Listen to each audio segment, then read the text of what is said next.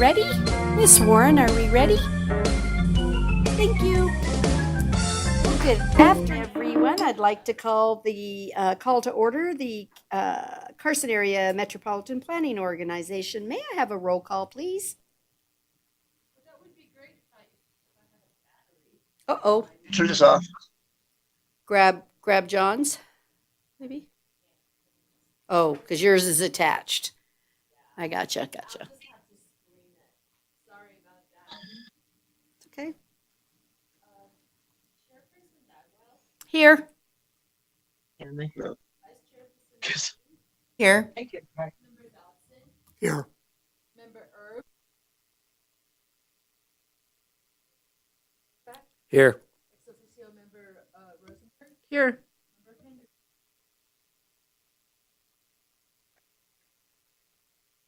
Thank you. Madam Chair, Did we this get is Wes in Henderson? here as well. He's online. Thank you. Yes, thank you. Okay, at this time, we're going to move on to agenda item number 3, which is our public comment period. Is there any public comment? Okay. We're going to move on to agenda item number 4, which is approval of the minutes of March 9th, 2022. Do I have any corrections? Seeing none, I'll accept a motion, please. I'll move to accept the minutes of March 9th, 2022. I will second. I have a motion and a second for the approval of the minutes of March 9th, 2022. All those in favor, please say aye. Aye. Any opposed, say no. Motion Aye. carried unanimously. Thank you. We're going to move on to agenda item 5A, which is for discussion only, which is the presentation and solicitation for public comment regarding our draft Unified Planning Work Program. Are you going to do this for us, Kelly? I think she's sitting in a seat. They're ready. That wasn't a Yes. clue, huh? Thank you, Madam Chair. CAMPO receives annual funding from the Federal Highway Administration and the Federal Transit Administration for regional planning activities. These two funding sources are combined as consolidated planning grant funds used to reimburse CAMPO at a rate of 95% with a 5% local match for eligible activities consistent with an approved UPWP. CAMPO's fiscal year 2023-2024 UPWP is organized into a 2-year cycle, which allows for greater flexibility for CAMPO and its planning partners to complete more significant work tasks within a reasonable time frame and to better coordinate work activities with the funding cycle. CBG is renegotiated annually. A summary of the proposed UPWP fiscal year 2023 budget is located on the table on packet page 10 with the staff report.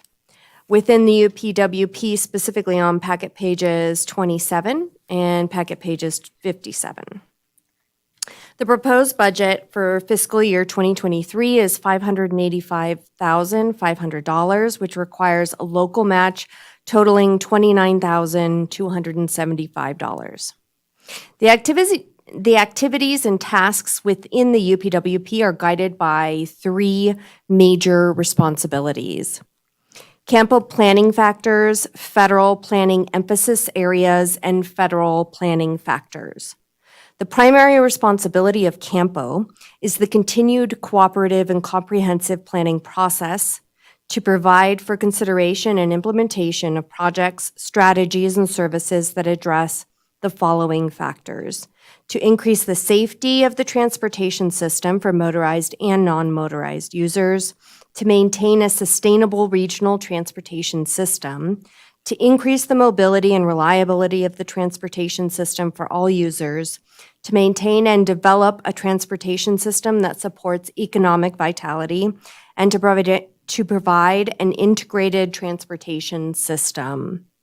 The FHWA and the FTA jointly develop planning emphasis areas to promote policy, procedural, and technical topics that are to be considered by metropolitan planning organizations like CAMPO in preparation of work plans.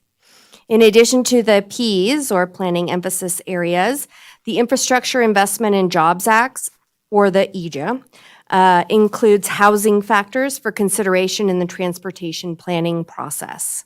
A summary of the Ps and the federal planning factors are located on the table on packet page 26.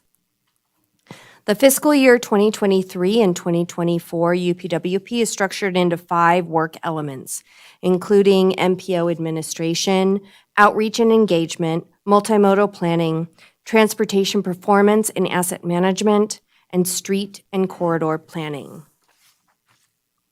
Each work element has a list of activities with milestones and benchmarks to be completed within the UPWP timeframe. Regularly scheduled and annual benchmarks are noted within the document. Activities with specific completion dates are summarized in the table on packet page 57.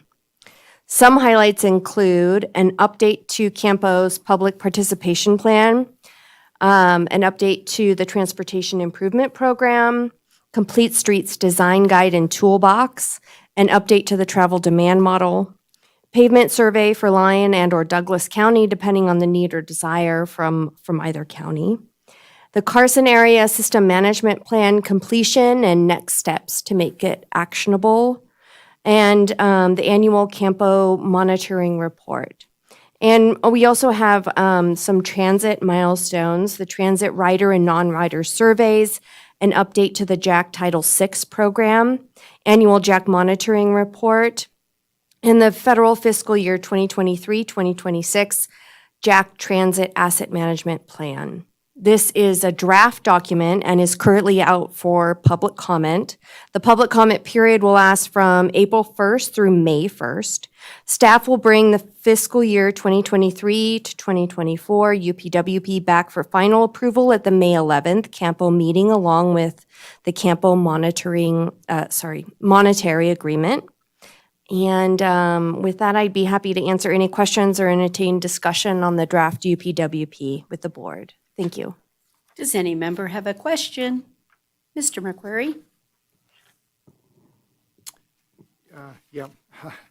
I noticed that element 5.2, which is on page 44 of the report or 55 of the packet, talks about outreach activities for alternative fuel vehicles, including infrastructure. And I was just curious because in the last legislature session, they passed SB 448 that directed NV Energy to allocate $100 million to EV charging throughout the state. And I was just curious if you knew how that worked. Does the city get a chunk of money and we have our own, put them where we want, or is it all NDOT or NV Energy, and do we have input in where they go? And maybe Sandra. So, yeah, as you mentioned, SB 448 directs NV Energy to spend that money. They have a slew of requirements for that money, including where it goes and everything. My understanding, because we are coordinating with them, but that money does not flow through NDOT. But we are coordinating with NV Energy. They are developing policies and procedures and an application process.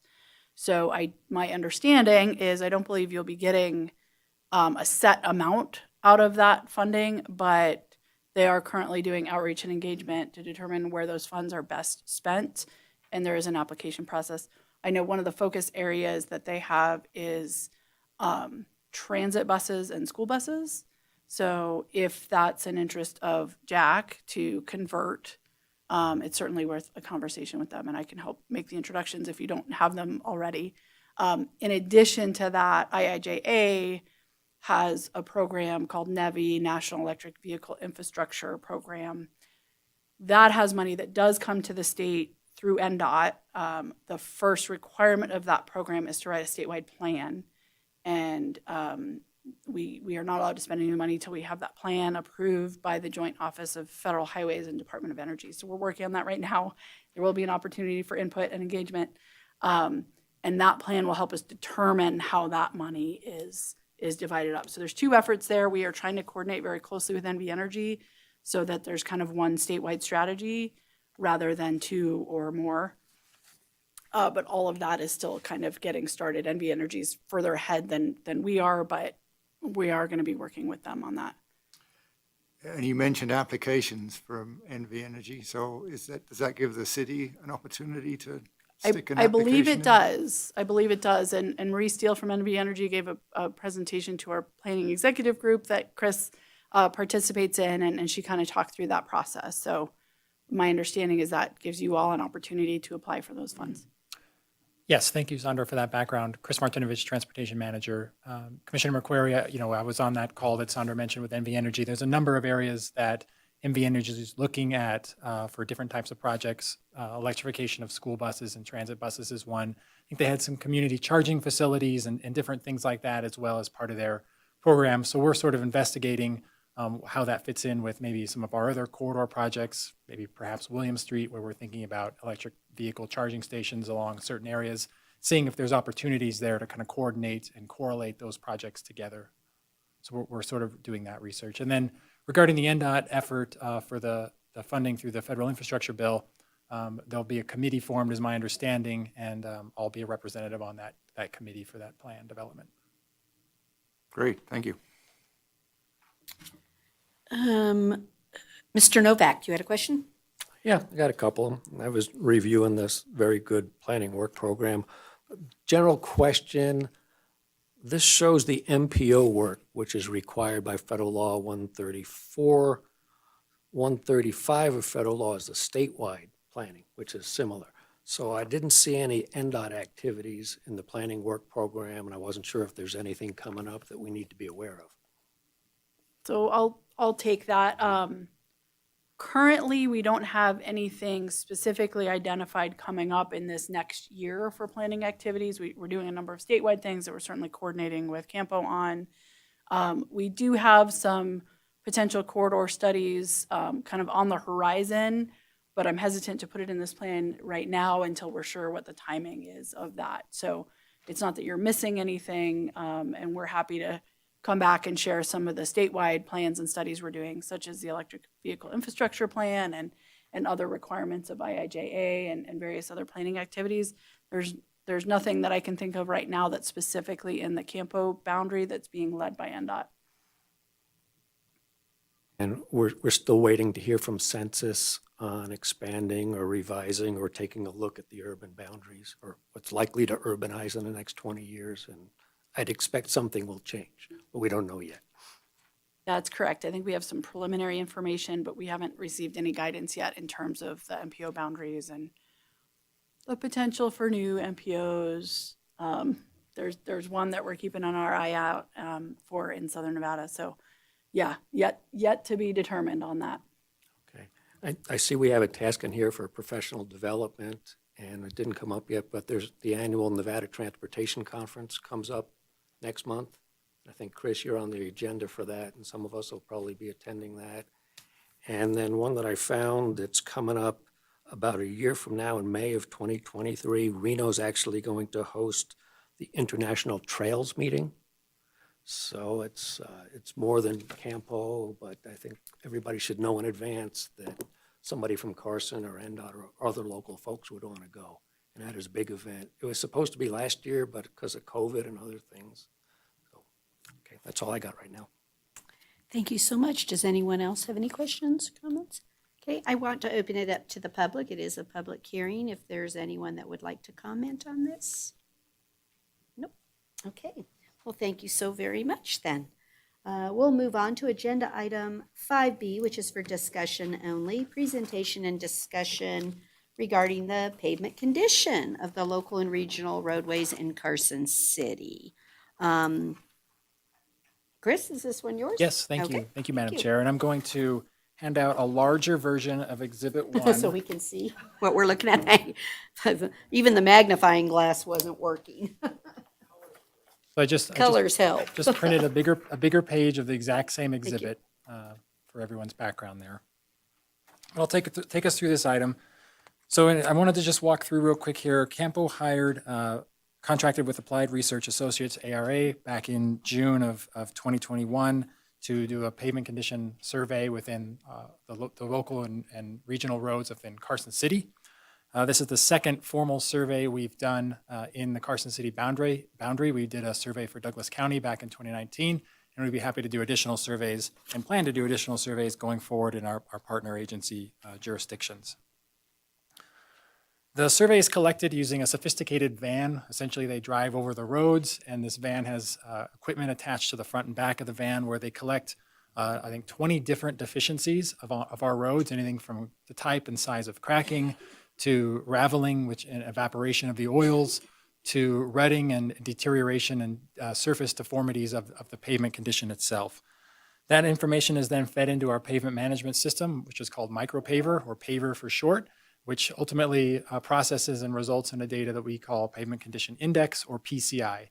PCI runs on a scale from 0 to 100, with 0 being the worst and 100 being the best. When we look at our pavement, when we use that pavement system as an asset management database where we can assess and track the deterioration and conditions of our pavements, not only currently, but in the past and projections in the future, we began using this, Carson City began using this software back in 2015, and we're continue to use it going forward. I wanted to pull your attention to Exhibit 1, which is the large exhibit that I handed out. This is essentially a visual of our pavement condition in Carson City. The black lines there are the worst pavement conditions. The blue lines on the map are the best pavement conditions. And as you can see, most of our roads fall somewhere in between in that red and orange, or maybe even yellow, if you will, pavement condition index. When we look at Exhibit 2, this is essentially the report card. This is on packet page 63.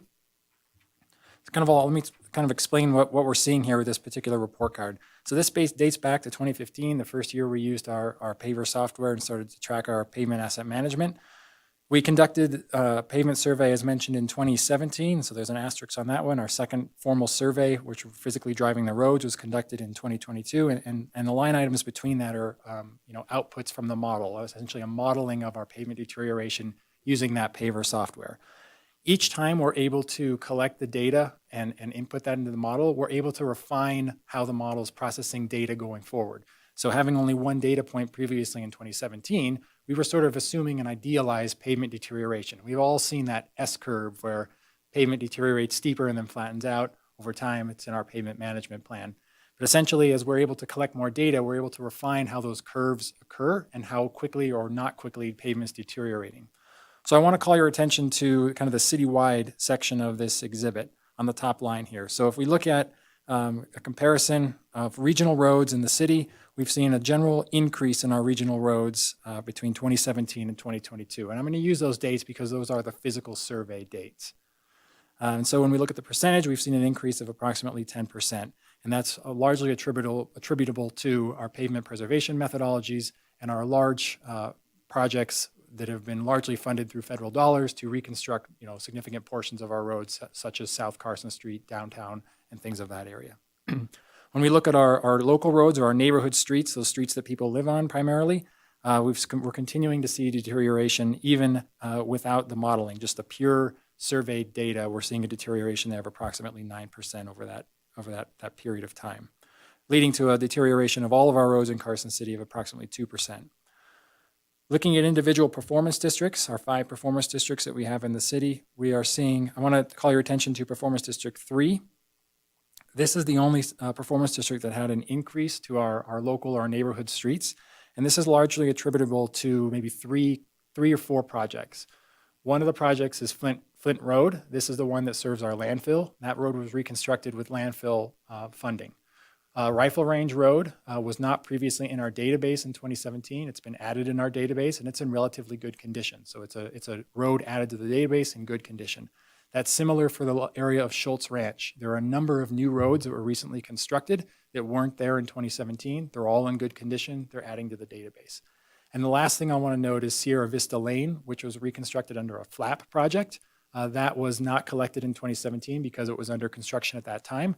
It now has a pavement condition of like 98 or something along those lines. And so that is increased. All those are classified as local roads, those neighborhood streets. And so that's why that particular performance district has seen such an increase in that particular roadway classification.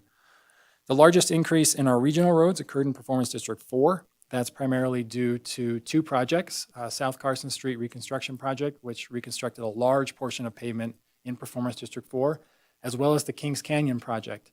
That actually occurred, that reconstruction occurred as part of this survey right about the same time, another FLAP-funded project in Performance District 4. So that's why we're seeing those regional roads in that district such an increase of 28%.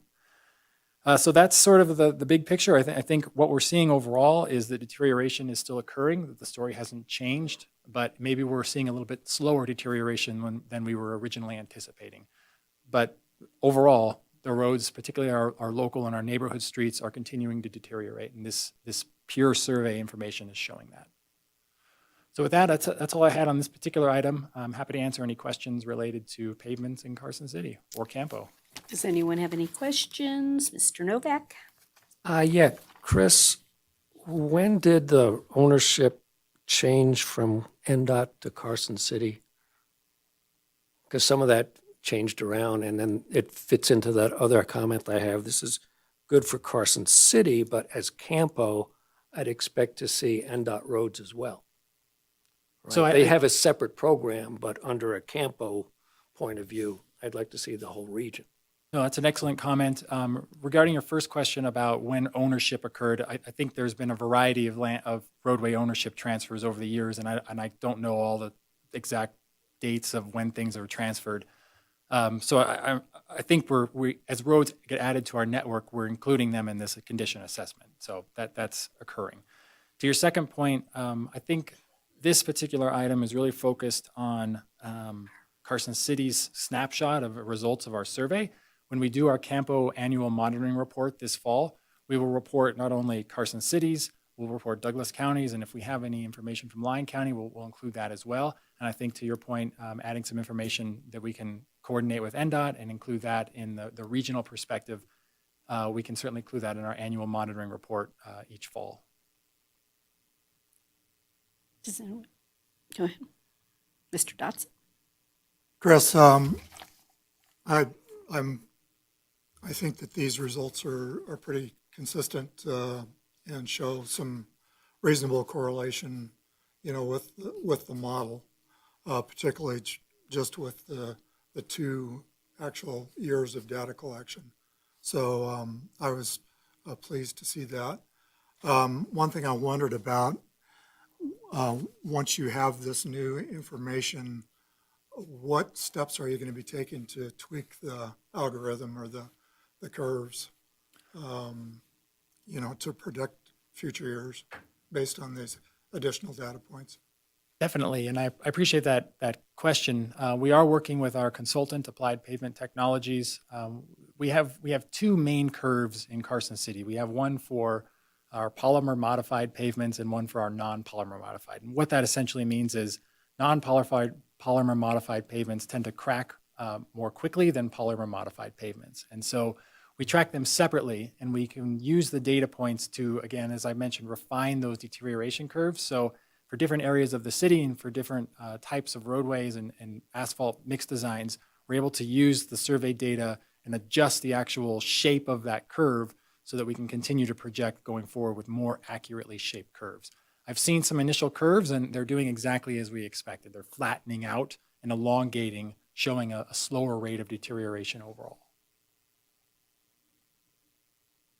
Can I ask, though, when you're making an adjustment in the methodology for the formulas, are you going to go back and then readjust the years that were not the actuals? Because it really skews your comparison purposes. That when I look at this, your column 17 and your column 22 are actuals, and that's great. But let's say in 23 you update the formulas, then I lose my comparison. So I hadn't. I don't mind updating formulas, but would you then retro apply? So how does anyone know that there's actually a formula adjustment? I'm not sure if I have a great answer to that question, given that each year our roadway network changes. And so going back, I don't know that we save all that roadway information. Once a road is... I have a different question. I have a different way maybe to address this. So oftentimes when you have actuals and you have estimates in between, would we not hide the columns of the estimates and then just do 2017 and 2022, and then apply the new formula forward. I think So that doing- people are not on a misnomer of what you're, sorry, the math in me can't help herself, because otherwise it starts to look, people will start picking apart the anomalies to say, that can't be right. How did we gain and how did we lose and how did we? So it's just a thought process. I put it out there as a discussion item to, once you pick up another actual, the internal pieces certainly- no longer matter. So I just I think put that that makes, out as food for thought. no, I agree. And I And think that that way you makes don't some have sense. formula bias Sure. in your reports. Just thought. Does that make sense? Mr. McQuarrie? Thanks, Madam Chair. When do you anticipate the next physical survey taking place, Chris? It would probably be in the next UPWP cycle, which would be the 2025, 2026 timeframe. Yeah, I would like to put a request in that it seems like when we have the equipment and the consultant here in town, it might be a good idea to do the trail network too, the trail pave work network, even though I recognize it's not part of CAMPO or the RTC, it falls under, but maybe you can talk to Parks and Open Space and get some. Well, excuse me. Sorry, Commissioner McQuarrie. Actually, to that point, Nick Wentworth is here. They did a condition assessment on our pathways, Okay. and he was going to provide a little bit of background on that particular item. Great. For the record, Nick Wentworth, Parks Project Manager. I think Chris anticipated your question, Jazz. So we actually paid APT or applied pavement to do that assessment of all the pathways within Carson City not quite a year ago, May of '21. And it's not the exact same process with the van and whatever. They actually rode bikes and walked all of the trails to perform that. But the final package we got from them included a citywide pathway assessment with all the quantities and a condition survey.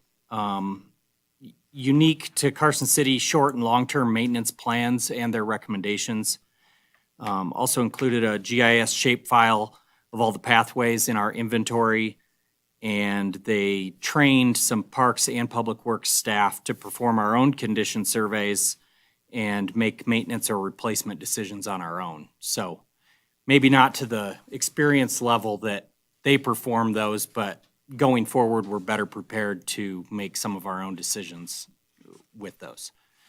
And as a result of that, we actually have a asphalt pathway maintenance project starting very soon. Board of Supervisors still needs to award the contract, but we've received bids on that. SNC, Sierra Nevada Construction, was the lowest bidder, and that's going to roughly 20,000 plus linear feet of pathways, different ones for crack sealing, slurry seal, and restriping. I tried to lump all of the pathways together that were kind of at the level where if we do some maintenance to them now, it'll save them and save us from potentially replacing them in, say, 5 to 10 years.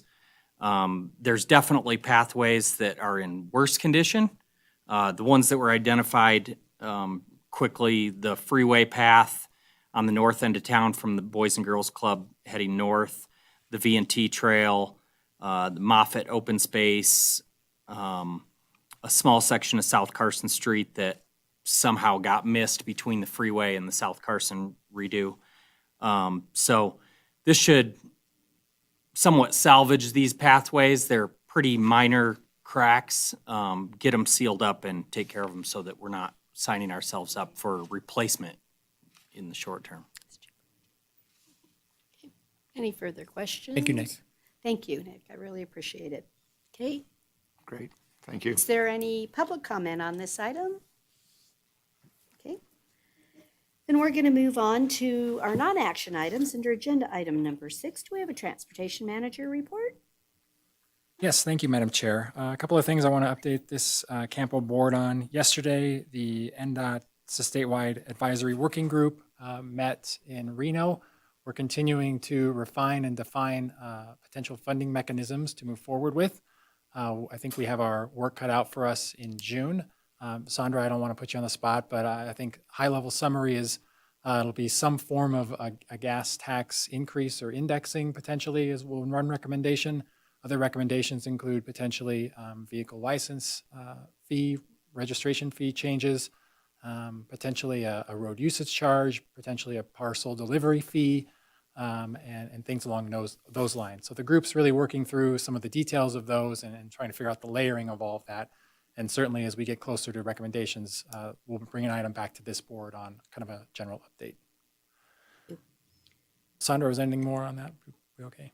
No, I think you covered it. Like you said, there's some work to do. We're working on packaging it for hopefully an advisory working group vote in June on kind of those packages, and then working on the report and the recommendations and the implementation and all of that. So we've greatly reduced the number of mechanisms from the last time I presented to you to that handful that Chris mentioned, and figuring out, we may not get to specific rates, but at least the mechanisms and how to implement them. So I'll leave it to, the board and Chris in terms of when to come back to present an update to this group. Thank you. Other items, I got two quick things. Next month, we have a few items coming to this board. Obviously, we'll have the formal adoption of the Unified Planning Work Program and the monetary agreements to fund that. We'll also have a few tip amendments coming through next month that we should see for a variety of projects related to potentially William Street and other federal appropriations that we've received. And so we're amending our tip to be consistent with those projects. And with that, that's all I have. Thank you. Does anybody have any other items they'd like to bring forward? Yes, Mr. Madam McQuarrie? Chair. I'm not entirely sure it fits into this, but since we have NDOT here and Chris, I thought I'd mention it. There is a real safety issue at the junction of 395 and Old Clear Creek Road with regard to the south end of the multi-use path that's on the west side of the road. And it's been like this for quite a long time, but a recent bicycle crash there sort of moved it up into the radar. And the problem is that the path just ends at the curb, and the curb ramp is offset. It doesn't line up at all. I mean, it's off to the side. And so I don't know, maybe Sandra, you could pass that along to whoever at NDOT deals with this stuff, and maybe Chris can take that, because it really does need to be fixed. It's pretty bad. Thank you. Does anybody else have any? Nope. Oh, Mr. Novak? Yeah, I've got my orange outfit on today because it's National Work Zone Safety Week, and this is the day, and she has orange pants, but I haven't. I don't. We, Very bright orange shirt also, but I thought that was too much. I had to tone it down a little bit. It's a national effort to remind everybody. It happens every spring. Yeah, watch out. There's more and more, and it's scary business playing in traffic. yes, Right? So, very much so. thanks. Very much so. Okay, thank you. Okay, then we're going to move on to agenda item number 7 for our final public comment. Thank you all for rushing the table. I really appreciate it. Okay, there's no further business to come before us. We are adjourned as CAMPO, and we will come back about 1:15 for RTC. Thank you. All right.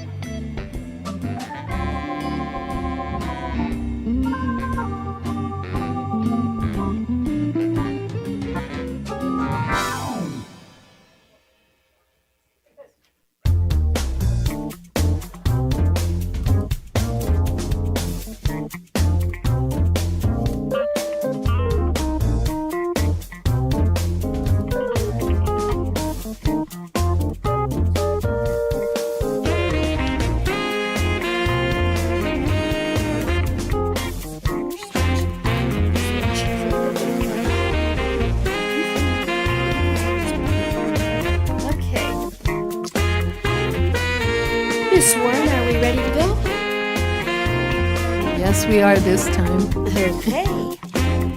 Morning, everyone. We're going to call the Regional Transportation Commission to order. May I have a roll call, please? Chair Bagwell, Here. Vice Chair Schutte, Here.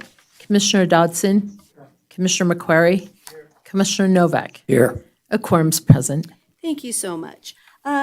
Is there any public comment? We're going to move on then to agenda item number 4, which is approval of our March 9th, 2022 minutes. Are there any corrections? Seeing none, I'll accept a motion. I move to approve the minutes. I'll second. I have a motion and a second for approval of the March 9th, 2022 minutes. All those in favor, please say aye. Aye. Aye. Any opposed, say no. Motion carried unanimously. Thank you. We're on now to agenda item 5A, which is for discussion only, a presentation on our Jump Around Carson estimated 5-year projection. Are you going to do that, Mr. Martinovich? I am going to, yes. Thank you, Madam Chair. Chris Martinovich, Transportation Manager. The first thing I'll start out with saying is that transit funding is complicated. It's a lot of learning curve for me, and there's a lot of effort for Alex to minister and understand how these funds come to us, to CAMPO, how they're utilized by Jack, and the match requirements associated with that. So I want to preface that conversation with this. Alex and Rebecca here have done an excellent job in putting these spreadsheets together based on sort of a high-level estimated, I would say somewhat conservative projection in terms of where our Jack expenses and revenues are for the next, like I mentioned, 5 fiscal years, starting with fiscal year 23. So I'm going to go through these particular items here just for discussion purposes and clarification purposes. Expense means money we're paying out, the cost of operations, things like that. And revenue means money we get in from grants or other things. I just want to make sure I'm going to use expense and revenue periodically, so I want to make sure we're clear on that. The big takeaway of all of this is that we have a lot of federal dollars available for transit operations, available to CAMPO and to Jack. And so as we think about that available federal money, I think we're thinking about ways to utilize that to the best of our potential opportunities. So I want to walk through Exhibit 1 here. I'll go through each of these pages, and I'll pause at the end of each page and open it up for discussion and questions of this board. So when we start at Exhibit 1, which is packet page 13, it's kind of broken up into 3 colored sections. The first colored section is sort of our operating section. This is where we're operating our fixed route and our paratransit service and the expenses associated with operating our services. The first line item there is our operating contract. That is the contract that we pay and have under contract with First Transit, our transit operator that runs the buses. The next line item there, operating services, operating supplies and internal costs. These are things that we do on a day-to-day basis, things like purchasing paper and office supplies and bathroom supplies and cleaning supplies and telephone and heating and power and things like that, and other internal city charges as well that get distributed across all the different funds in the city. That's that line item. Next line item is fuel. That's the fuel for running of the buses. The next one is admin time. That is essentially administration time, staff time to administer the program and operate Jack using city staff. Looking at the next box, the revenue that directly reduces operating costs. So these are revenue sources that we get that come right off the top of our expenses. So these aren't eligible for match. They just come off. If there's $100 in costs and we get $100 in revenue, then it nets out. So it's just a pure subtraction. We have farebox revenues, and then we have our grant, the DHCFP grant, and they're shown there. So that $142,000 shown in that revenue subtitle line comes directly off the operating expenses, meaning our total operating costs are $1.5 million anticipated for fiscal year 23 and projected out through fiscal year 27, assuming increases in costs and things like that based on historical averages. The big fluctuation there lately being fuel. The purple box, this is our rehabilitation and renovation capital costs. This is typically in an 80-20 match. These include things like rehabilitation and maintenance of bus stops, maintenance of the Jack admin building, and things associated with that. And so we have two main line items there: the rehabilitation and renovate bus stations. The line item for $306,000 for this fiscal year, that is to cover the grant that we received for the bus stop lighting and sign replacement project. Going forward into future fiscal years, that line item has anticipated costs of the potential future transit center, downtown transit center. And so that's the anticipated full cost based on our current status of the feasibility study, what we're looking at projecting out over the next several years. I'll bring that feasibility study up when it's complete here, probably next couple of months, just as background. The line item below that, rehabilitation and renovate admin facility, that's more or less the Jack building. And so that's for things like security upgrades and repairs to the building and things of that nature. For a total cost of those in fiscal 23 of $336,021. When we look at the green box, this is our capital expenses related to the operations side of things. So this is for, again, an 80-20-20 match, 80-20 match, but this is for things like the maintenance of the facility, maintenance of the bus vehicles themselves. So that's the top line item. That's the parts and the equipment associated with the vehicles. The VEU and KDJ radio line item, VEU is vehicle equivalency unit. That's essentially the staff time needed to maintain and install the parts that are received into the maintenance line item, as well as the costs associated with our radio program. All of our buses have a radio and it reports back to the Jack admin building. So that's the cost of that line item. The next line item, rolling stock, that's the purchasing of new bus facilities. These costs shown in this and projected out are in accordance with our transit asset management plan, as well as our 5-year fleet CIP. So this is based on those particular plans and the anticipated buses that need to be replaced in those particular fiscal years. I will note that we, a year and a half ago, ordered 5 buses and we've yet to receive them. So when some of this particular money gets spent is anyone's guess, depending on supply chain issues and things like that. We do anticipate ordering buses this fiscal year, just a matter of when we're going to come in and when is that payment going to be due. That's sort of the hard thing to predict. So we've just assumed that per our CIP, per our TAM plan, these are the costs to need to replace the buses given that plan. And the last line item in green there is software. This is our scheduling software, as well as the software that tracks our buses through our app. It also is going to account for the new services for Wi-Fi on the buses, as well as the automated people counters for people getting on and off the bus, as well as the ADA compliance that would tell you what bus stop you're at. It would announce it on the bus as you're traveling. So that's what that cost is. Those are relatively set contracts for a period of time.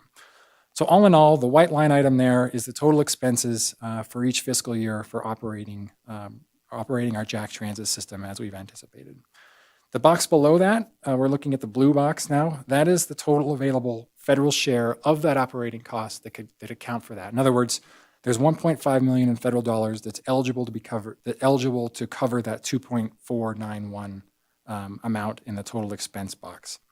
The yellow, orange, or the orange, purple, and green boxes below that, that's the required match needed to fulfill the operating capital and maintenance costs of the Jack fleet given the different fiscal years.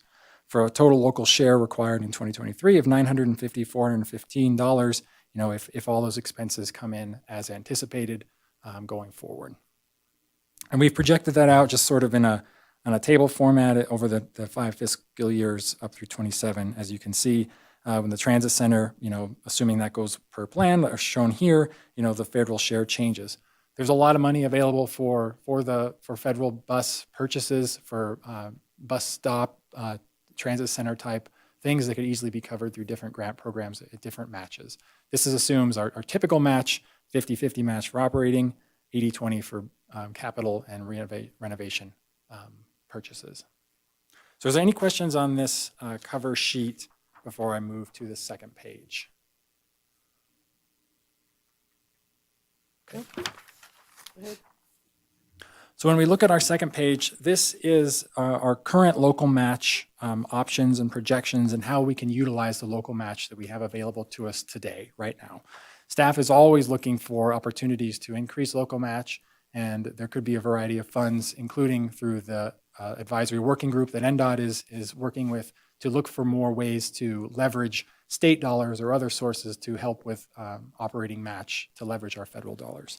So when we look at this table, looking at the top, we have primarily 4 sources of potential local match. We have redevelopment funds that come through the Redevelopment Authority in the amount they've apportioned right now, $200,000. They have estimated projections. Well, they're not approved yet, but projections shown there for the transit center and for other services in and around the redevelopment areas.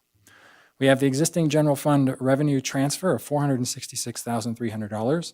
We have the Aging and Disability Services Division grant of $96,750, and we have our anticipated advertising revenue of $10,000. Some years that's $5,000 or $6,000. Some years we've had it up as high as $50,000, depending on the advertising and the timing of when those contracts expire. So that's a variable one.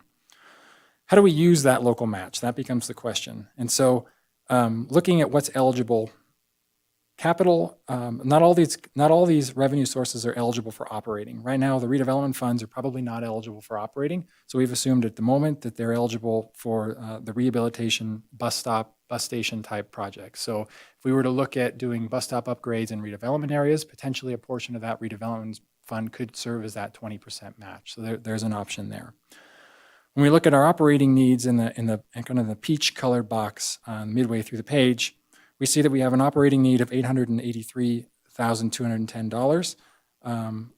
Primarily, that's available through three sources, including advertising revenue as an eligible match. We have the ADSD grant as an eligible match, and we have the general fund match. However, that only adds up to $573,000, leaving as your match deficit in operating of $310,000. So what does that mean for going forward into our fiscal year? So the table at the bottom of this page, again, the peach corresponds to our current and our past match opportunities. We have a line item in the JAC budget. It's called JAC Undesignated Projects. It has a current balance of $1,096,000. We anticipate drawing down that undesignated project budget for the next 2 fiscal years, should nothing change, to fund that match need. Unfortunately, that fund, per our projection, would only get us through about 2025. If nothing else changed, if no revenue beyond what's shown on this page were to come in, and we were to expend everything we were showed on the first page, would be expended per that plan. So we looked at some different options. We looked at potentially a supplemental request from the Board of Supervisors, and we'll talk about this again potentially in the next budget item, increasing the local general fund revenue transfer from $466,000 to $300,000, $466,300 up to $504,835. That amount, plus an additional $50,000 a year, gets us to the blue. So if you look at that box there in the blue, if we took the supplemental request that's going to go to the Board of Supervisors pending approval of the Board of Supervisors in fiscal 23, plus $50,000 each year, you'd get the blue curve. And that gets us another fiscal year of expenditures and continuing to draw down on the undesignated projects line item. And then lastly, if we wanted to fund all 5 years and what that projection would be, we just threw a number out. If we wanted to draw down that amount and get us to that full 5-year projection, that's the green. It would take the $504,000 in year 1 plus an additional $86,000 each fiscal year from the general fund to get us the full 5 years based on the anticipated expenditures and revenues that we have at this time. Again, other things could change, right? Fuel prices could increase or decrease. We could get additional revenue from fares. We could have additional grant opportunities. We could have less operating expenses. Maybe our buses operate more efficiently and we don't have breakdowns. I mean, there's a bunch of different parameters. This is kind of based on historical averages and projections of increasing going forward. So that's where we are in the local match. Does anyone have any questions on these graphs or charts or figures or anything? I'll start. Okay. So let's go backwards where you indicated to fund part of this projection. You have $1 million and some odd sitting. So where did that come from? Is that prior match that the general fund put in of $466,000 that wasn't spent? And we let you keep it in JAC? I mean, I'm trying to understand why you have $1 million potentially as like an ending fund balance that you can utilize to do that I can't see in the spreadsheets here, because I'm really trying to track this. So where did that money come from? I don't have all the details of where every individual dollar, but a significant portion, I believe approximately half, came from a general fund transfer back in 2020 that when we turned off fares and COVID, turned off the fares and we got the CARES Act, we didn't use most of that general fund allocation at the time that it was allotted back in fiscal 20 and fiscal 21. So that is where approximately $460,000 of that undesignated came from. And then last year, we had, I think, additional 70 or 75,000, something along those, maybe it was 60 something thousand, that came from general fund transfer to the Jack fund as well, and it was not used, and it was put into this account. And then I think it's just a cumulative effect over multiple years of either general fund transfers or unused grants and on fares and revenues and things like that have over time built up this particular account. But a large portion of it is just the last couple of fiscal years. When I look at this chart, so I just don't mind telling you, so I'm greatly bothered.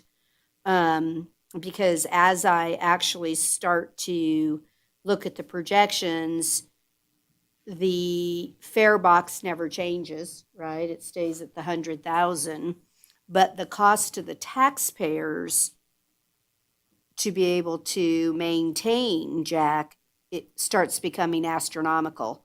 I mean, if we were putting in 466, and as I'm getting out into year 5, if we don't find another revenue source, let's put it that way, if we don't find another revenue source, you're going to start asking for the taxpayers to maintain what we have today. This does nothing to add routes or expand Jack, correct? I want to just make sure we're all on the same understanding of what we're looking at here.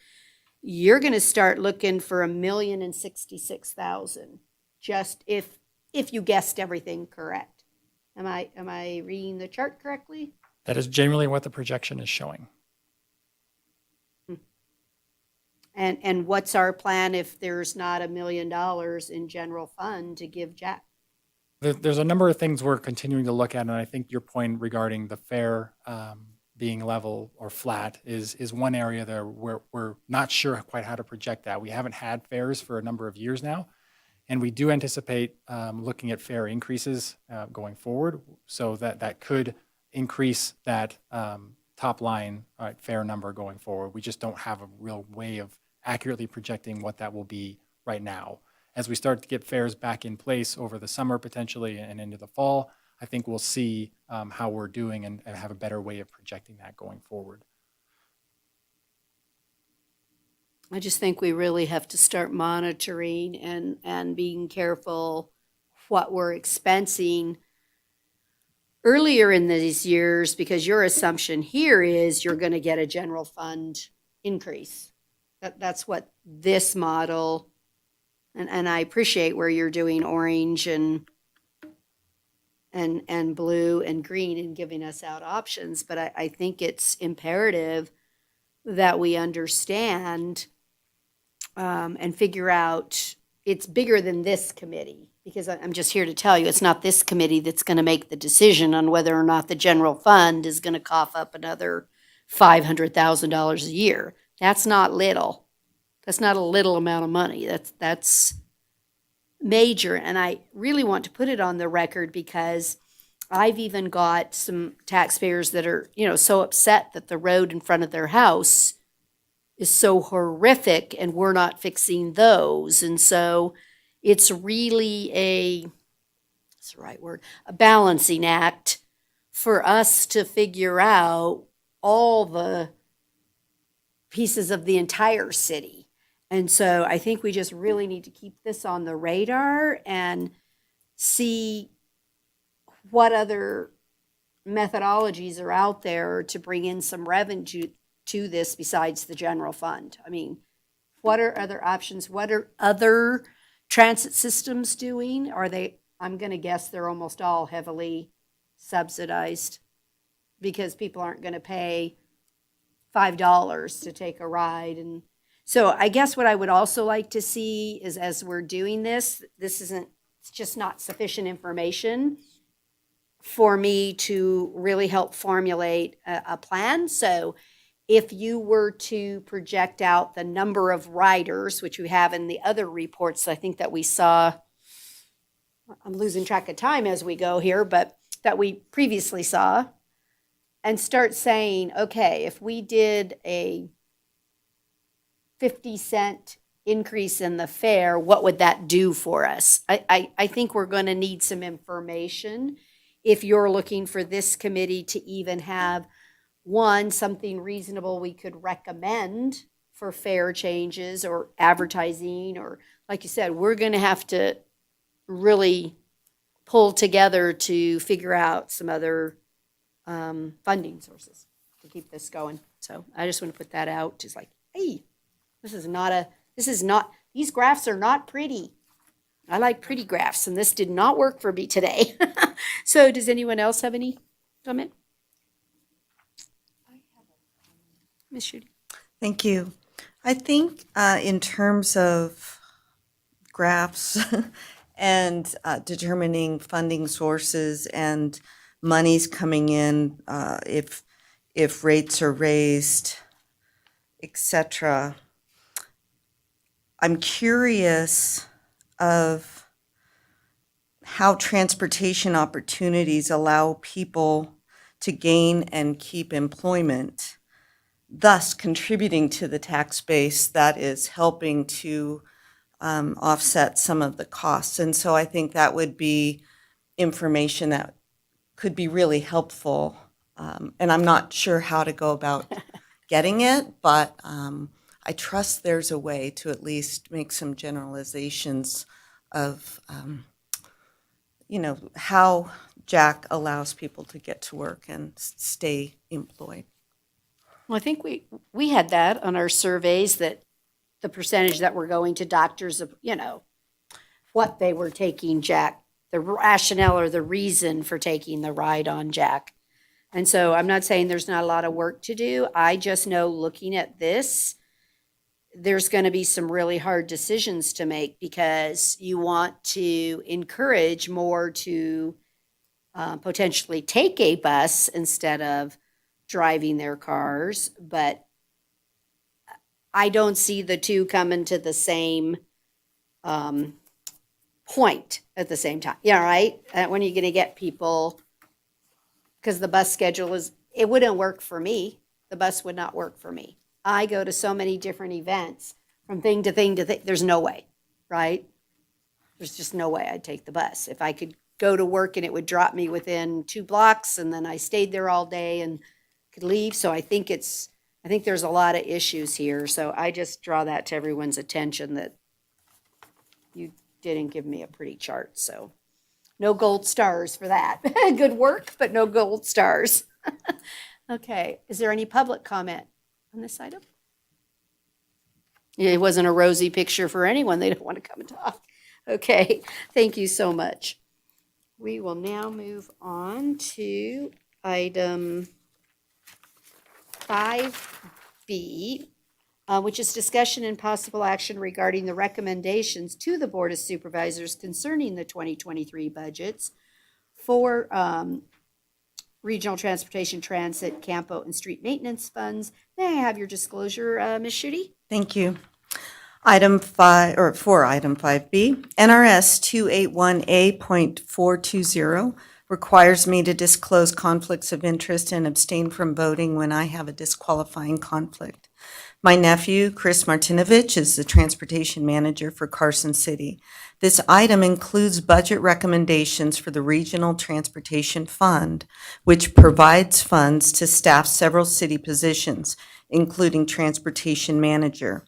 However, this item covers overall budgets for these funds and does not provide a compensation or benefits package specific to Chris, and these circumstances would not materially impact the independent judgment of a reasonable person in my position.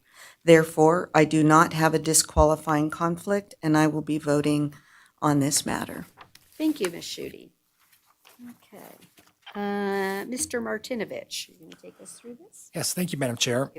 Chris Martinovich, Transportation Manager.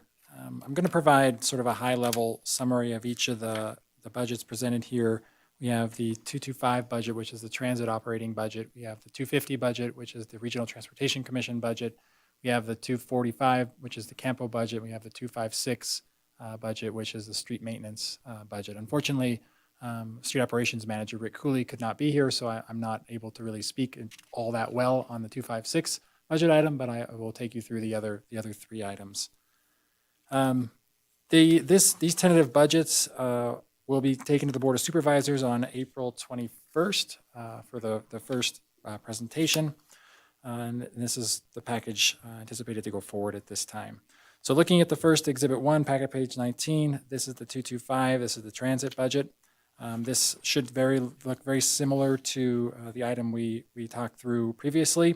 The top portion of the charts starting on packet page 20. These are the revenue sources, if you will. These are our grant sources and that come in from the Federal Transit Administration or other sources.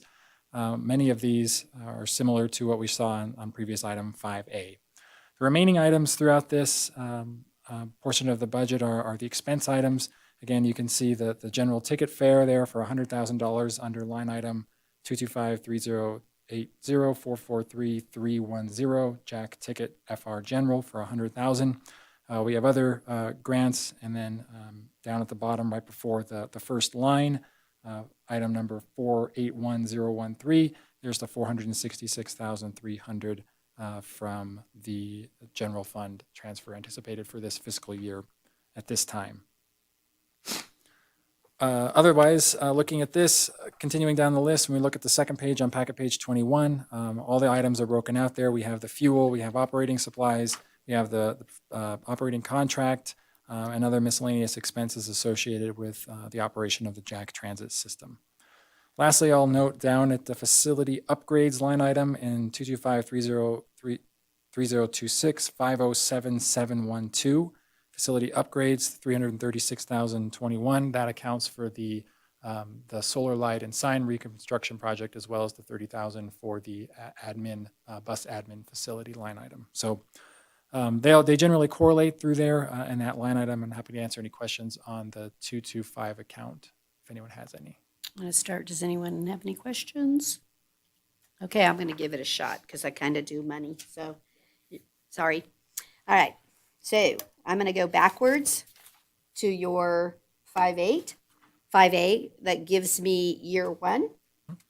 And so that everyone can follow along. So if you were to take your year 1 from the prior item, and then I'm looking at your 2022-23 proposed. And when I do an alignment there, I'm not seeing this. So if I were to go to your revenue total of the 142,706, the 100,000 is there from the fare box, but not the 42,000 from the contract with HICVA. In this particular instance, that 42,000 is included in line item 434010 state grants. It's part of that 139,206. Which 139,206? The first line below the revenue accounts. It's line item 434010 state grants. It's a So description. there's my problem. This summary brings charges for services, miscellaneous operating transfers in. So when you go to the summary document, it should be pulling in all sources from the backup document. So I'm having a tough time. Yeah, it does not look like the charges for services, the 100,000 is including those. So your Jack ticket is here of the 100,000. 100,000. Yep.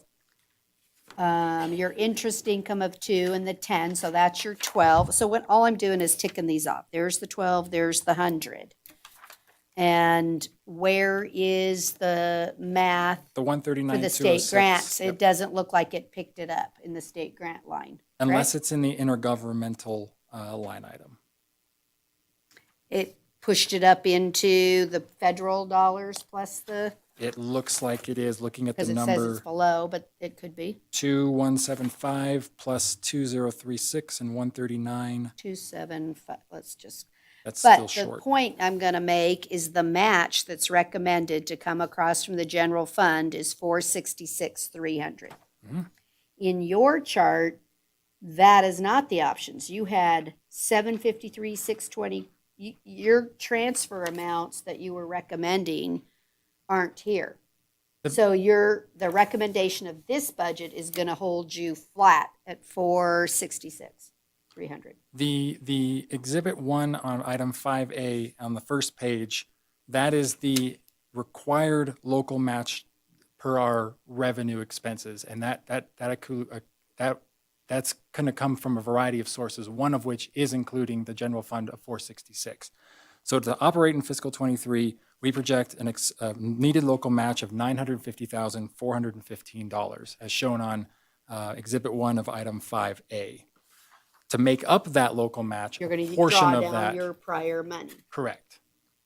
I got that. What I'm getting at is that means what we're doing at this point is the orange line. Correct. I just want everyone to be clear, right? And that's what I'm trying to draw on, that when you ask this committee to give a recommendation to the Board of Supervisors, what it means is we're recommending the orange color, the orange cone, and I just, so long as we're all clear, I never want to do anything and then there's a surprise later on. We did nothing to help change the math, which is very difficult. And I think it's difficult for this committee to be able to do that because you don't have the general fund answers and the whole scope of a budget. But I need it to be clear here and transparent that all we're doing, if we recommend this budget, is holding the 466,300 static.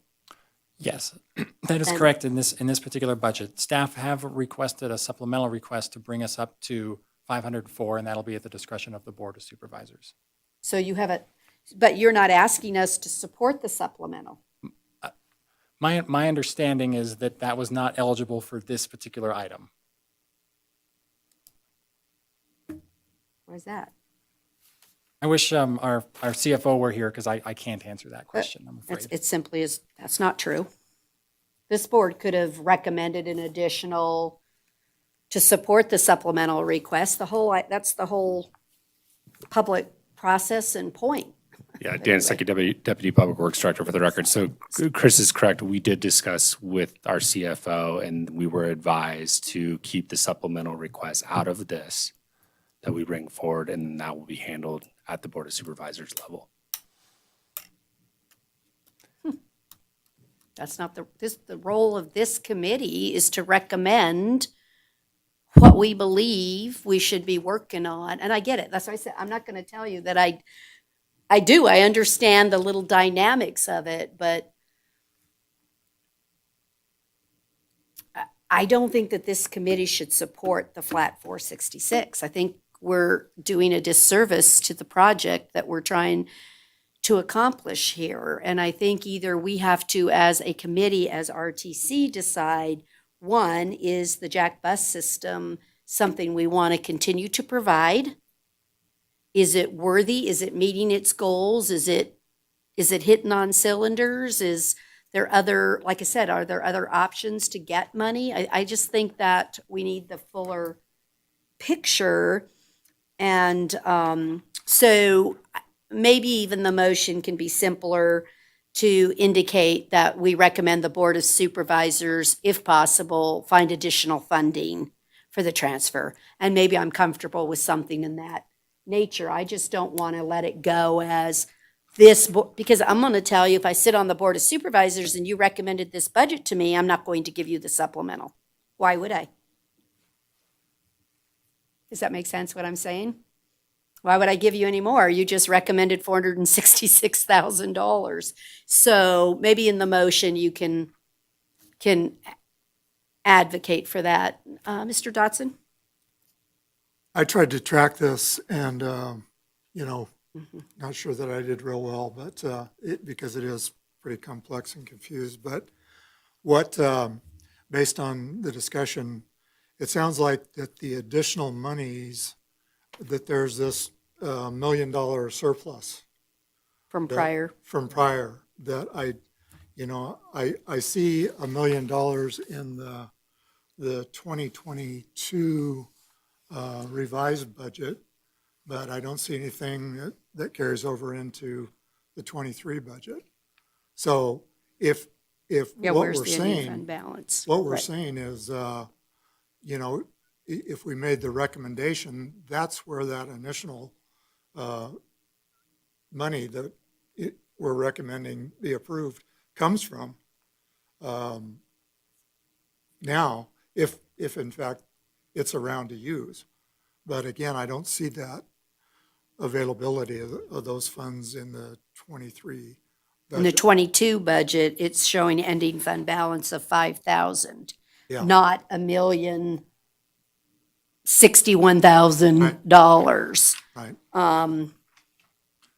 for the reprojection. Right, my understanding is this budget is not programming additional undesignated funding. So we're not setting aside additional funding into the undesignated account, which means any money that's already sitting in that undesignated account is going to be rolled forward through the budget augmentation process that occurs in the next, over the summer through the first budget augmentation. So that money is anticipated to roll forward, but we're not programming additional funding into that account. You still need it in your ending fund balance, because this is telling me there's only $5,000 in ending fund balance to move forward to be spent in 23. That's the whole point he's bringing up. I certainly will not disagree with that. Right. I mean, I get what's happening here. I do budgets for a living, so trust me, I understand what's happening. And it's timing and things get fixed in augmentations, but when you're presenting it to people to understand where the math and the money is, it doesn't exist on this summary sheet. It appears you're spending everything down but leaving 5,000. Now, the audited, because that one's actual, you saw we had $927,845. That does track to your beginning fund balance, and really what happens is they anticipate that they're going to spend it. So the real money is either sitting in services and supplies or capital outlay. That million is sitting in there because they expect you to expense it out. What they didn't do is re-estimate that it's not actually going to be expended, but they know it's not going to be expended, so you're able to talk about it. But the document isn't showing it. But I assure you that our CFO does a super great job, and it's just the timing that she didn't re-estimate and spend the energy to go back through and say, what's my ending fund balance going to be? I agree, it makes it really difficult for us trying to work through this. So I agree with you there that 5,000 should actually say $1,061,000, whatever the actual, let's see, you had it on another one that told us how much they were anticipating not. And sometimes it's really even just timing of getting all the documents. This one's produced at this moment, this one's produced 2 weeks later, and they aren't aligned. But I just really feel strongly that that I don't want to just have this committee, and you guys, if you want to just recommend the 466,300, I will do that, but I just don't think that's the right path. Yeah. Right? Mayor, a good conversation. I think we all agree that we would like to bring additional money forward for Jack. And, Right. you know, So that we want, and again, the way it can be stated is we would support the supplemental request as put forward, or as recommended. I want to say it differently, as recommended, because I already know that. Yeah, let's go as recommended, as a thought. Just a thought on this one. And we can take a separate motion on the separate budgets so that we're getting where we want to go. We don't have to take a single motion on all of them. Right, so we could start with a motion on the transit 225. Account 225, if you guys want to do that one first.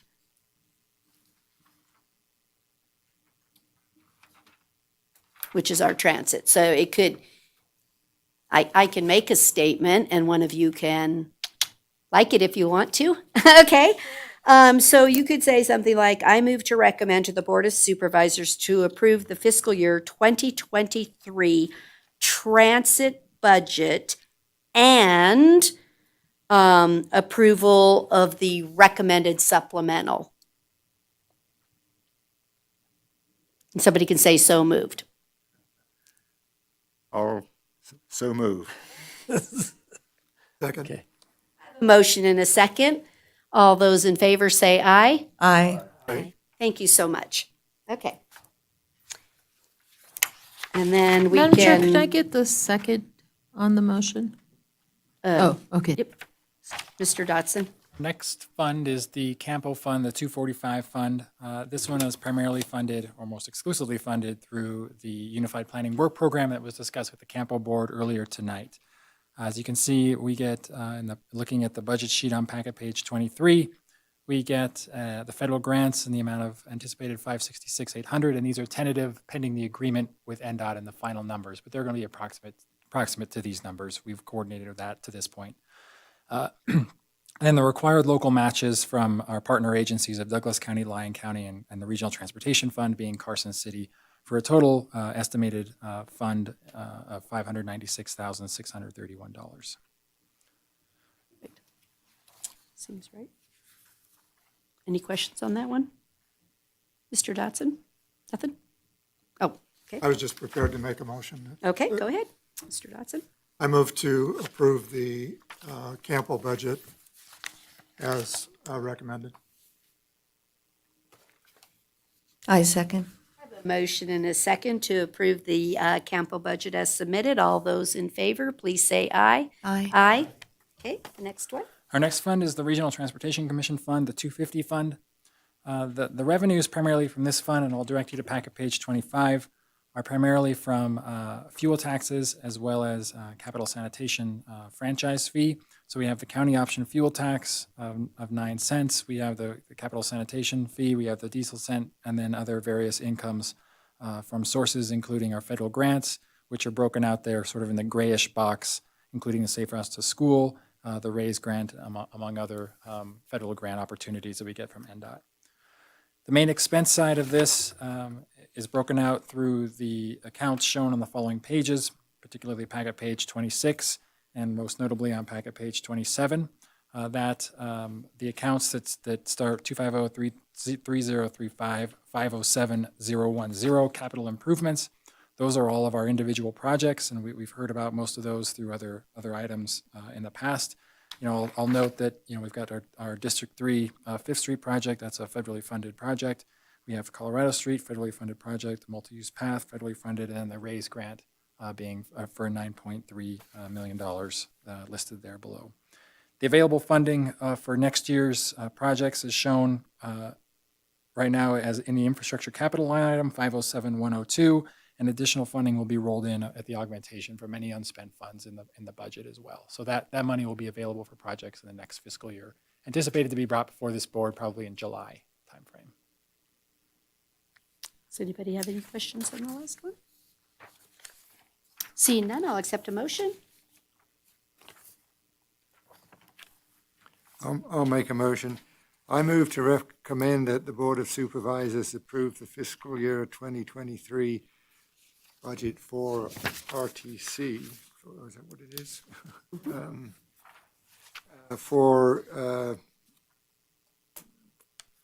Yes, As presented? As presented. Full second? Motion and a second for the approval of the RTC budget as presented. All those in favor, please say aye. Aye. Aye. Any opposed, say no. Motion carried unanimously. And the last budget I'll go through really high level is the 256, the street operations, street maintenance budget. This one gets its revenue primarily, as noted on the top of packet page 30, from the county option sales tax, various sources there, as well as the fuel tax, various county options, 1 cent, 3 cent, 2.5 cent, and things like that. And that's expended through the various accounts as listed in packet page 31. I apologize, I don't know this one all that well, so. Okay. That's okay. Does anyone have any questions on the street maintenance account? This one's pretty straightforward. I have picked it to shreds, so it's in pretty good shape, So I will accept a motion. I move to approve the FY23 street maintenance budget as presented. I will second. I have a motion and a second for the approval of the street maintenance funds budget as presented. All those in favor say aye. Aye. Any opposed say no. Motion carried unanimously. Thank you so much. You did just fine. He's like, oh boy, gonna have to learn that one for next year. There you go. All right, we are now on to agenda item 6, which is our non-action items. Do we have a transportation manager's report? Yes, thank you. I have two items. Chris Martinovich, Transportation Manager. The first item I wanted to mention is in regards to our construction contracts. We were hoping today to be able to award our Colorado Street project. However, we received bids and we were not able to award that project. We are going to review the project documents and design and likely rebid that in the October timeframe, delaying the project a year for construction, hoping we can get a little more consistency in prices and understand kind of where the market's going and give the contractor more time to schedule and plan out how they're going to execute that particular project. So look for that in the fall.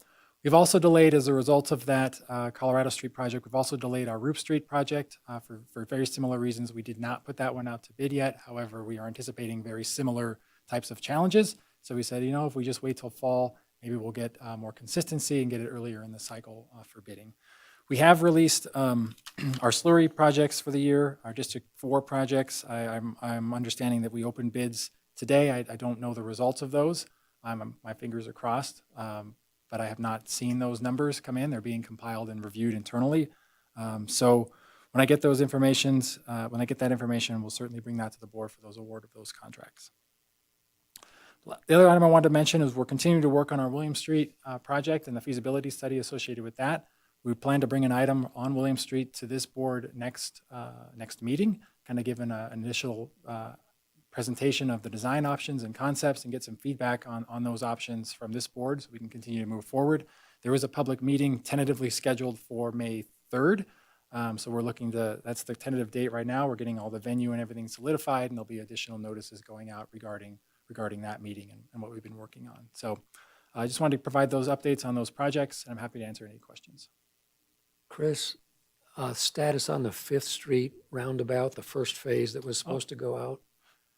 Sure, I believe that first phase was out to bid. I have not heard if it's opened or not opened. We're continuing to advance the design of the roundabout. We're anticipating having 30% designs probably in middle of May. There's a big design meeting on that tomorrow, so we'll see what they're working on. Thank you.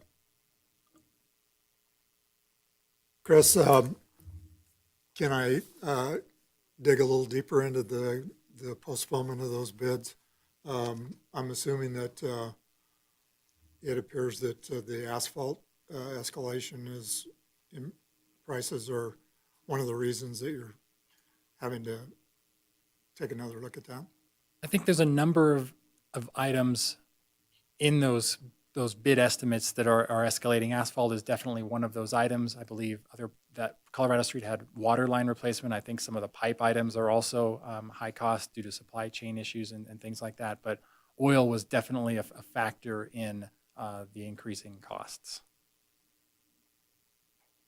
Thanks. Thank you. Okay, move on.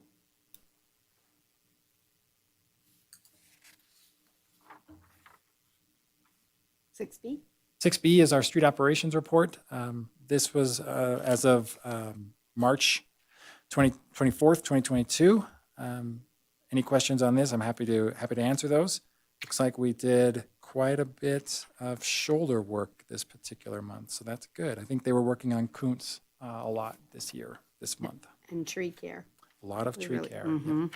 Mm-hmm. So the time to get it done to be good. Are we seeing anything in our own supplies and just general being able to keep up with our activities because of costs or unable to obtain things? Or, not our contracts that we go out to bid, just our own day-to-day work. I personally have not heard of anything. Perhaps Dan Stuckey has heard of some particular items. Dan Stuckey, Deputy Public Works Director for the record. So yes, we are seeing that. Just simple examples of even like uniform replacement type, getting jeans and pants in like kind of bulk type orders can be challenging. Our inventory, water meters, those types of things are taking longer than usual and causing some issues. We're working through it, but there's definitely some challenges. Well, I just think it's good, again, that we put it on the record, so if the public or people expecting us to get things accomplished on our standard routine maintenance, we might not be doing that as well as usual. But it isn't because staff isn't being responsive, it's they don't have the product to do it with. And so, like you said, maybe they're getting 2 and 3 week delays, hopefully, that's all, no, 6 months, what was I hearing something earlier? How long for the bus? We expected 9 months for a bus, right? Expected It's 9 months. 2 I think we're years? getting close to 2 years, although Yeah, so fingers crossed. I just think it's important that we, let the public know that it isn't, again, that we're not trying to accomplish things. So today, I just wanted to, I feel bad because I just had answered a question on someone that was concerned with sidewalks near Colorado. So it was California Street and Idaho Street or something of that nature. And I was just bragging, yay, we're doing the Colorado Street project and that's going to take care. I'll have to send another. I'm like, well, I did that a couple hours too early. But I'll have to send them that project's on delay. It's still part of the project. It's not been engineered out. Okay. But it's just good to tell people because they might be following our reports and anticipated dates for releases and openings. And so, all right. Thank you so much. I appreciate that. Madam Chair, I think we should point out that the work that Carson City staff can do, they're doing as much as they can, right? They're That's they're right. out there and they're busy, and all the previous construction contracts are moving along. Do we have anything I know the public, the biggest one I'm getting questions on that it'd be good to put it on the record. I've answered a couple emails, but I think it'd be good to put it on out in the public, is on Long Street. So is that still scheduled for the first week of May or so? They're just starting to ramp up again and return to site, and things appear to be on schedule for paving in early May. Yeah, because that's really, really Bumpy. not good temporary patching. Is that proper something? But that one really needs to be fixed. So thank you. I'd like to getting that out on the record that we're getting on that one. Okay. Is there anything else that you need to talk about? Nothing additional. Thank you. Any members of the board? Commissioner Schutte? Thank you. Sorry. Well, I just wanted to share, on Monday, I rode Jack for a couple hours, a couple of the different routes. And so I took lots of notes and I spoke with quite a few riders, and it was really interesting. Overall, it truly does provide a much-needed service. Several of the riders really spoke that they were on disability, and this is their sole mode of transportation. Several of the riders really complimented Jack on having bike racks, in that when the weather is rideable, because this was Monday during the snowstorm, they love riding their bikes. Although one gentleman, he said, well, I usually ride my bike, but my bike's been stolen, so now I'm on the bus. So it was just that opportunity to hear the real life stories, and to really the what people are facing. Another rider, he catches the bus every morning at 6:30 to go to work. He works long shifts. So sometimes he'll walk home if it's once the bus, if it's already stopped running. People, though, overall are very happy with the experience. There definitely were suggestions, because I said, well, what do you think might make this better? And this one was interesting. One gentleman said it doesn't happen very often, but sometimes the buses arrive early and they might leave early. And he says it's rare, but it has happened. And I said, all right, I will pass that on. But wow, what a nice problem that you're early. Although, and I guess sometimes if you're trying to catch a bus, you want it to be late. But anyway, but he Wanna was leave great. Another person suggested an additional stop at 5th and Solomon. Another person suggested express routes, north to south, just down Carson Street. And Sundays, a few people said that I'm not at work and that's the day I go grocery shopping, so that would be helpful. I understand that that's just raises the cost even more, but I wanted to share what they said. But truly, people were very appreciative, very grateful. At the highest, there were 9 riders at one point. And the second route, I saw some familiar faces. So, I had spoken to some people on the first loop, and then they exited, and so then I was on a different bus, different route, and they hopped back on the bus, and so it was like, hey, friend. So yeah, it was great. So kudos to the team, and it is appreciated, and I'm looking forward to riding again. I'm going to catch the 2 routes that I didn't. We get all 4 routes. Yes. Right? Great. Okay. Is anybody else? Yeah, I think it should be getting busier at the terminal, the federal building, because folks are starting to go back to the office, teleworking. So that was, when I worked there, it was always a little busy, scary when the buses were coming and going. So just be careful. There'll be more people in that area. Thank you. Thank you. Anybody else? Okay, then we'll move on to final public comment. Is there any comment? Seeing none. If there's no issue, then we are adjourned. Thank you all for a good meeting and good discussion. Thank you.